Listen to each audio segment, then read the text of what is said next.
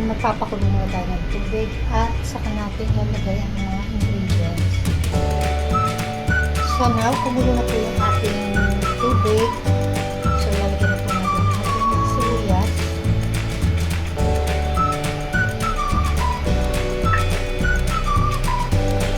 Next, yung ating tomato. Kaya lang natin kumulo at maluto yung ating tomato para lumabas yung kanyang pagka-juicy.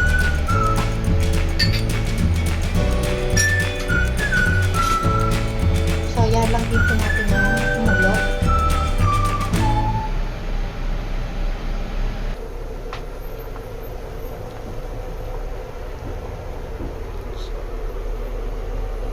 Lalagyan natin yung asin. Kaya lang natin kumulo siya. So, ayun na mga pangyaw. Nailigay ko na yung ating long beans, sitaw, at ang labanos. So, dahil hindi nag-play, so ayan. So, ayan. Ayan lang natin malutot, lumambot or maluto yung ating labanos at sitaw. So, next, lalagyan na po natin yung ating sili o red chili.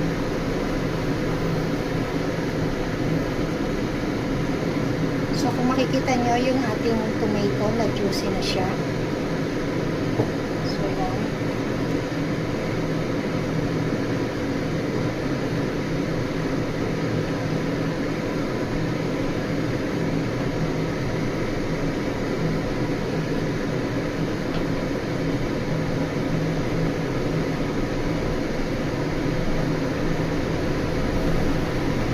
Next, eggplant, talong.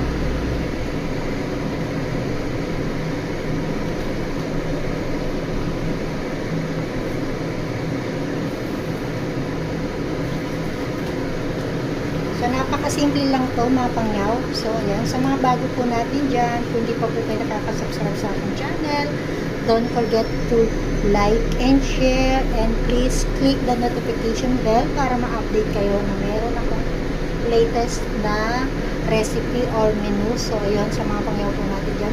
Maraming pong salamat sa panonood nyo sa aking mga video at maraming pong salamat sa mga bago pong nakasubscribe sa aking channel. So, ayun, mga pangyaw, kung gusto nyo pong magpaluto ng ibang recipe, so mag-comment lang po kayo sa comment section. So, sa mga pangyaw po natin dyan, ayan, samahan nyo ako sa pagluto po ng aking sinigang na hipon.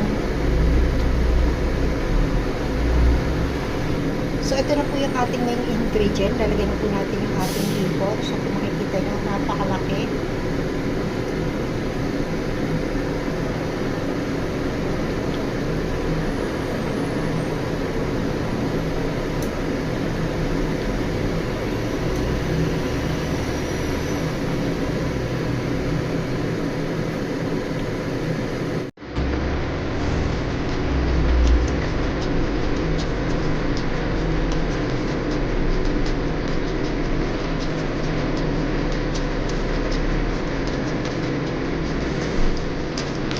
Lalagyan na po natin yung ating sinigang pork.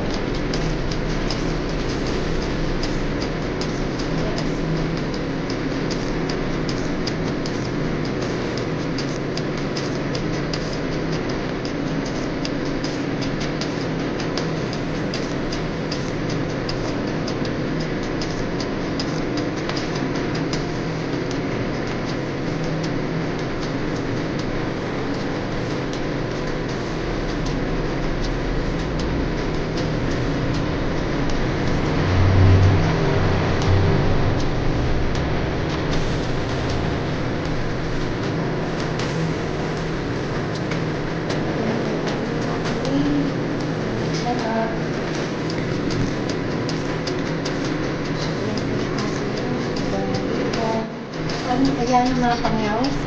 Ito na po yung ating sinigang na hipon. So, nilagay ko na rin po yung vegetable, magic sarap, salt, at saka yung ating sili. So, ayan po. Kung gusto niyo po itong aking video for today, sinigang na hipon. So, ayan ang aking ingredients. So, sa Pilipinas, instead of kangkong o potato leaves. So, yung akin po, ang nilagay ko ay cabbage. So, yan sa mga Chinese cabbage po to.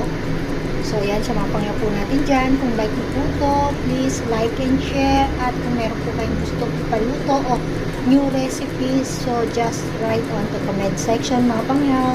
So, sa mga pangyaw po natin dyan, maraming pong salamat sa panonood niyo po sa aking mga video.